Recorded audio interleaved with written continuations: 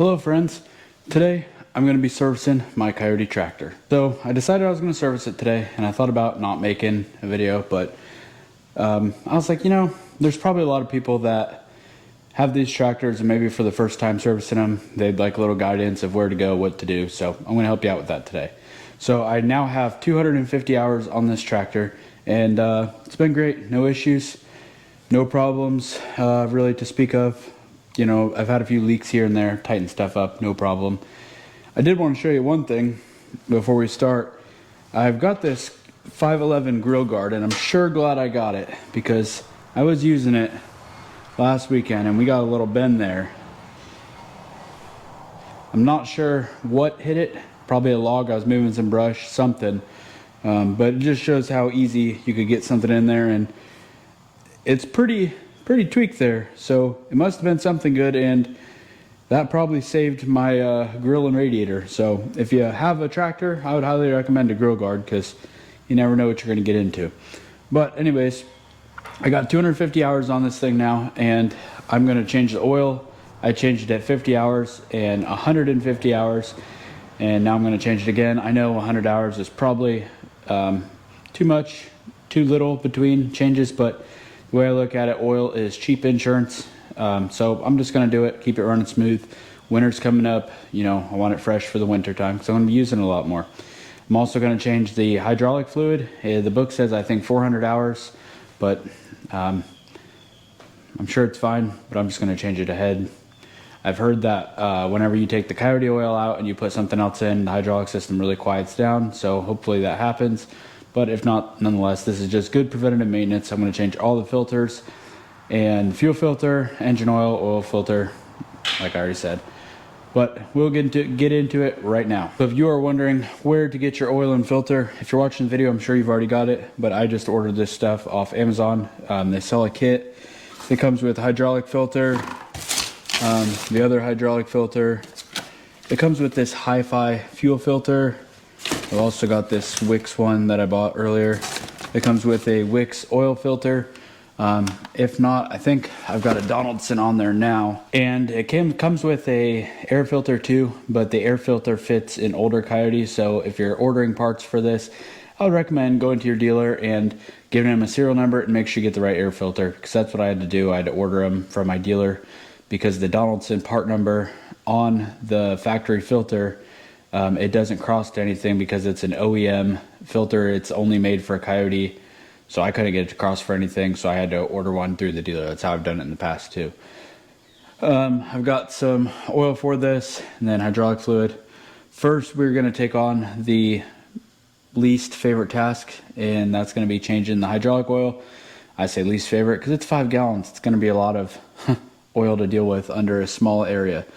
So that is the first order of business. Let's get under there and get to it. So to change the hydraulic fluid, there is a 30 millimeter right in the back under the axle, right behind the hitch. I am told it is a 30. I don't have a 30 handy, so I'm going to use my 30 millimeter wrench right here and see if it'll come loose. Oh yeah, it's loose. They don't tighten that up very tight. That's kind of concerning, honestly. We'll get our 3-gallon pail under here. And this is what I'm not looking forward to, is filling this pail up and then having to put the plug back in, drain the bucket, and fill it back up again. But that's okay.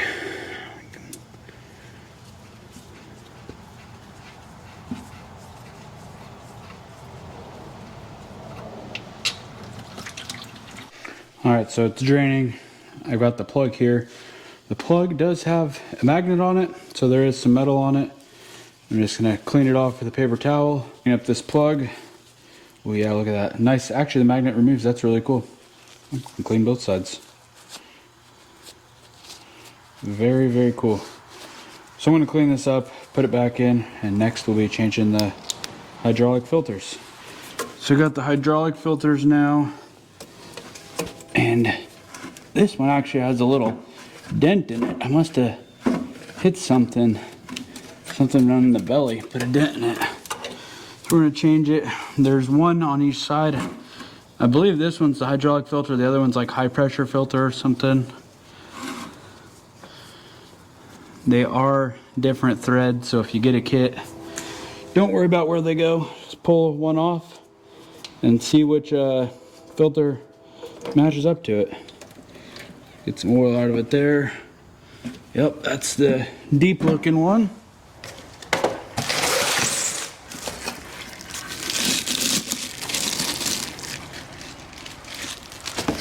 So you'll definitely want to check on the tractor, make sure there's still not an O-ring on there.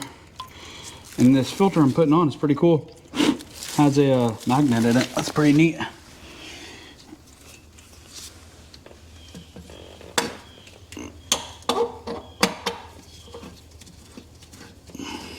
Now this one is a lot easier to get to. It's right underneath the step of the tractor. I'm back on the other side. I'm going to grab my wrench and the other filter.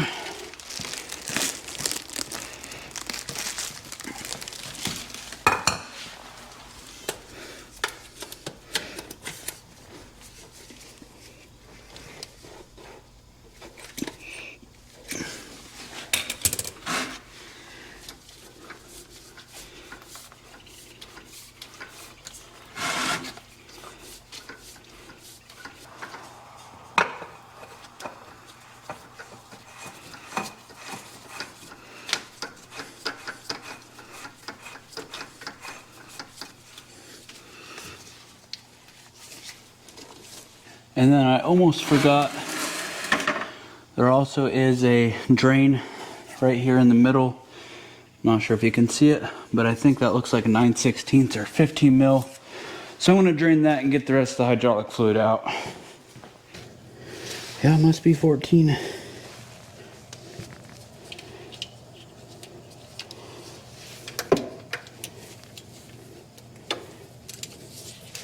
And you probably don't have to drain this one, but it just ensures that you get everything out.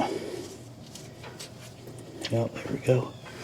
And then, in good practice, always says, any oil you spilled under, always wipe up real good. That way, if a few weeks from now you have a leak or you see some spots on your floor, you know it's not from a new leak. It was just from when you spilled a little bit when you changed it. So clean it up, prevent that. So that's all done. Let's go ahead and finish the project and refill the hydraulic, and then we will do the engine. So I am not looking forward to doing this at all. Like I said, this is where you'll fill the hydraulic from, on the stick there.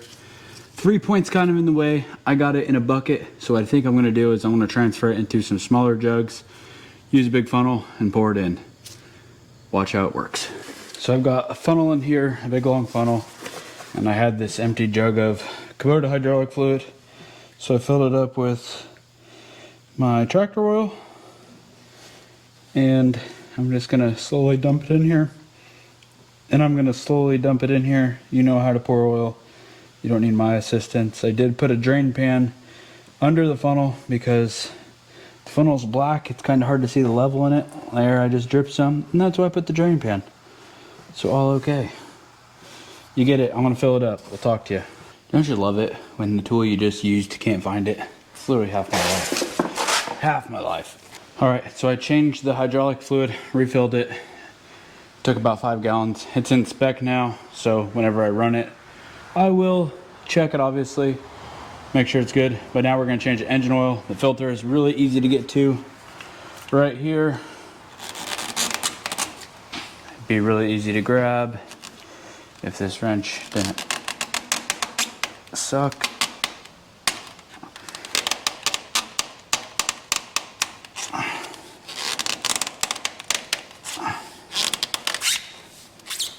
Now this is gonna drip all over the axle, so I'd recommend when you're changing the oil to get a can of brake cleaner or something and really douse it off when you're done. Actually, it didn't drip very much at all. So the kit they sent with this, I had a Napa filter on there before, and they sent a Wix this time. I believe they're made by the same people, but this Wix filter is not as long, but it fits. One thing I don't like is this Wix filter is black, so I can't write on it with a black magic marker with the hours, because I do like to do that, but I just remember I did everything at 250 hours. While I'm in here, check the belt tension. If you've watched my videos before, that is one problem I had. The belt tension was loose and it would squeal like hell. It sounded terrible. So while we are right here, we're going to change this fuel filter as well. I want to get gloves for this because I might get some fuel on me. Now this fuel filter does have a water separator on the bottom. And what I like to do with filters that have water separators is I like to break the separator loose first and then get the filter. That way, if I have the whole thing off, then I've got to put the filter in a vise or something and get this if it's tight, which it is not tight. So we're gonna loosen that up. It's good and loose. Oh yeah, dripping diesel everywhere. But I got that separator open, so as soon as it got air, it wanted to drip. That's okay. So get this put on here. Have to wipe it down because it looks all nasty now that I've been messing with it. Alright, there we go. There's a primer right on top. You can prime it.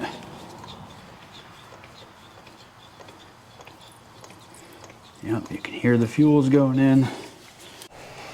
Now the next task is going to be dropping the engine oil.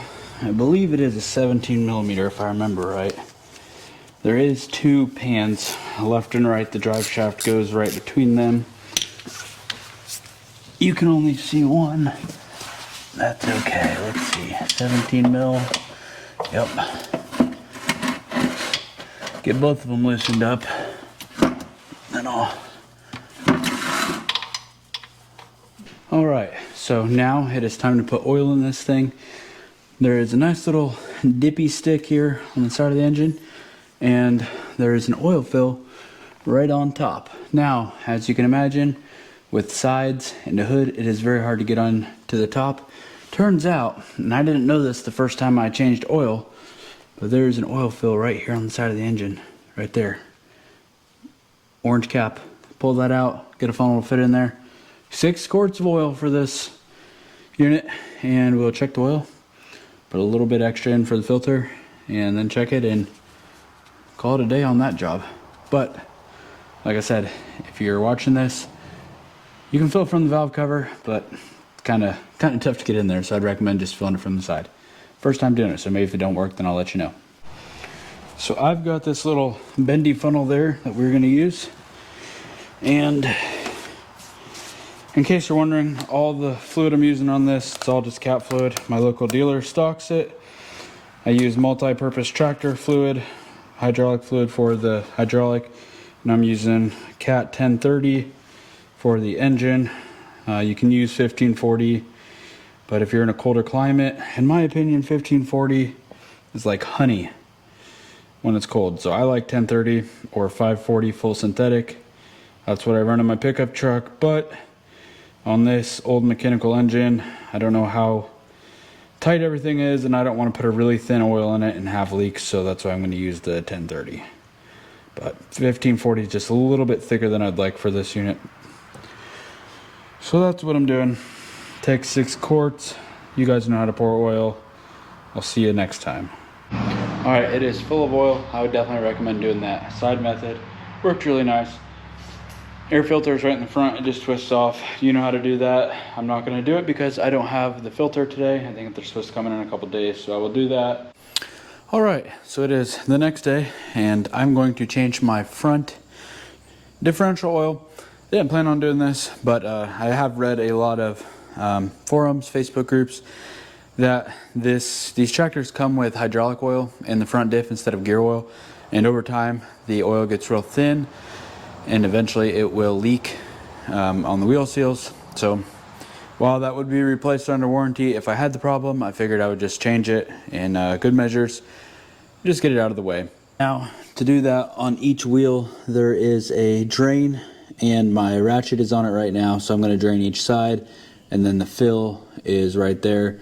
That is a 17 millimeter, and I will crack it loose right now. And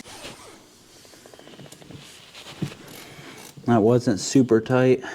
None of these plugs on this tractor have been super tight, which is kind of nice, but also kind of concerning. And yep, that's gonna come out very slow. I figured that. So that'll be a minute to drain. I'm gonna get the other one drained in a different pan because this will take a hot minute. All right, so I got that drained, and based on what the fluid looked like and how long that took to drain, I would say my dealer knew that the hydraulic oil in the front axle was potentially a problem, and they put gear oil in it because it definitely was thick and it drained slow. So I would say it is gear oil. So I don't know if every dealer does that. Judging by other people's experiences, I don't think they do, but I guess I got a good dealer. So I'm gonna refill this. It refills right here. I got a big funnel in there. I just got some 7590 gear oil, and I hear it takes 6 quarts, so I'm gonna put, and I bet 6 quarts came out. So I'm gonna put 6 quarts in there, and I know it'll be high, but the oil takes pretty long to get down all the way down to the wheels. So that'll be fine. I'll put 6 quarts in it, drive it around. And if it is a little bit high, it's fine. I'll drain it out. So let's do that right now. And you don't need to watch it. You know how to pour oil. We're gonna do that, and then I will show you the final results of this. All right, so it is all filled back up. It's good level on the stick. And I might have to add a little bit, but I put 6 quarts in there, like I said, so I know it's close. It's good to operate and test out. So now I'm gonna take you on a little drive and show you how this thing operates, and hopefully the sound quality is good enough that if you have a CK26 and you're accustomed to the noises it makes, then maybe you will notice a difference.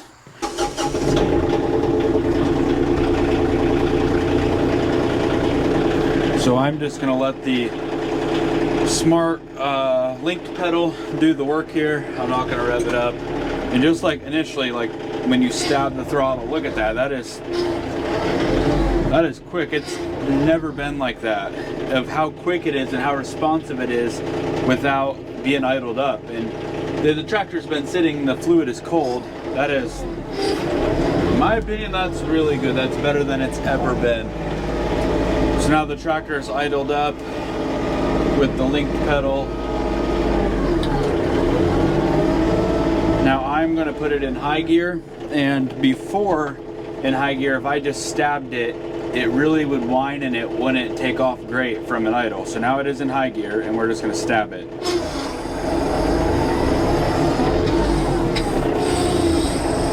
Yeah, it's like it moves so much better now. It almost engages and like powers enough to where the engine like almost dies. It's much more responsive. That doesn't like sound very good the way I said that. So now I'm idled up and I'm in high gear. And it's, I don't know, I think it's a lot better. It is very responsive. And I mean, I think the loader is quicker.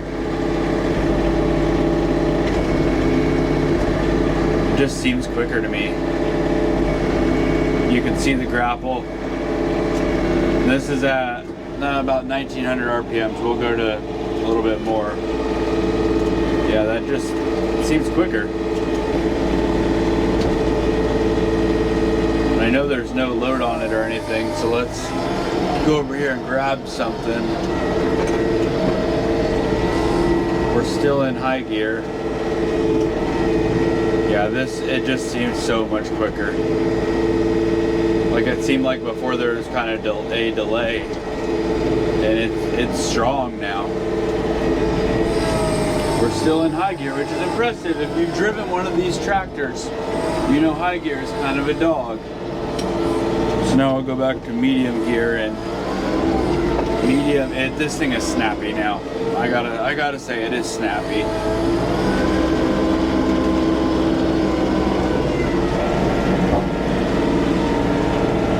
Anyways, I'm going to finish up getting this thing greased. I'm going to give it a good bath, and it will be ready for another something amount of hours of service. But if you watch this video, I hope it helped you, and hopefully it made the job not so intimidating, and you don't have to take it to your dealer and pay a bunch of money for a job that you are capable of doing. Anyways, I hope you guys are enjoying your Kioti tractors. I hope you enjoyed the video, and we will see you next time. Have a good one.